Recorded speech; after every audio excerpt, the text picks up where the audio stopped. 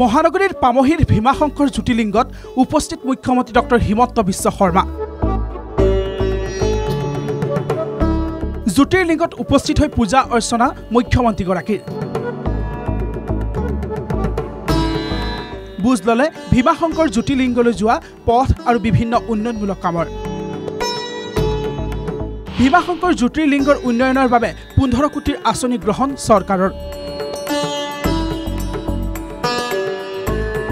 জ্যোতিৰ্লিংগৰ প্ৰাকৃতিক সৌন্দৰ্য অক্ষুণ্ণ ৰাখি নিৰ্মাণ হ'ব উন্নয়নমূলক প্ৰকল্পৰ। ভীমাশংকৰ জ্যোতিৰ্লিংগত আজি আহি প্ৰণাম কৰিলোঁ, সকলোৰে বাবে শান্তিৰ প্ৰাৰ্থনা কৰিলোঁ।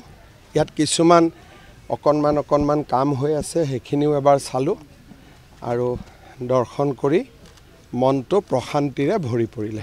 আমি প্ৰাকৃতিক পৰিৱেশটো ৰাখি পেলাই কৰিব লাগিব। ৰাস্তাটো ভাল হৈছে আৰু অলপ চলপ সুবিধা কৰি দিলে ভাল হৈ যাব। ইয়াতে অকণমান সৌন্দৰ্য বৰ্ধন এনেকুৱা অলপ 15 কোটি টকাৰ আমি আঁচনি এখন কৰিছোঁ, কিন্তু খুব ওচৰত নহয়, অলপ দূৰলৈকে কৰিম যাতে ইয়াৰ মন্দিৰৰ প্ৰাকৃতিক পৰিৱেশটো অক্ষুণ্ণ থাকে।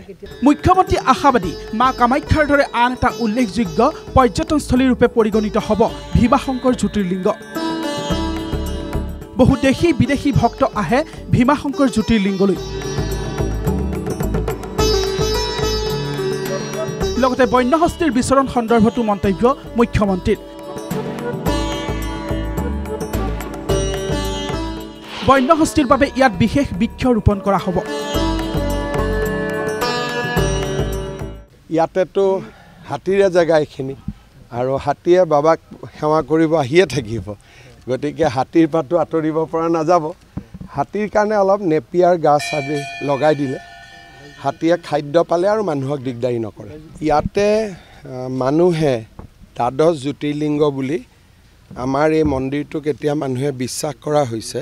মইতো তাতে লগ পাই আহিলোঁ, নেপালৰ পৰাও বহুত দৰ্শনাৰ্থী আহিছে আৰু সুন্দৰ মন্দিৰ আৰু মানুহ আহিব লাগে ইয়াতে। লাহে লাহে কামাখ্যা মন্দিৰ চাব, উমানন্দ চাব, ভীমাশংকৰ আহিব।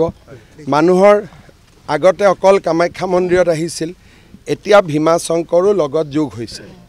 গুৱাহাটীৰ পৰা জবা দাস, NKTV।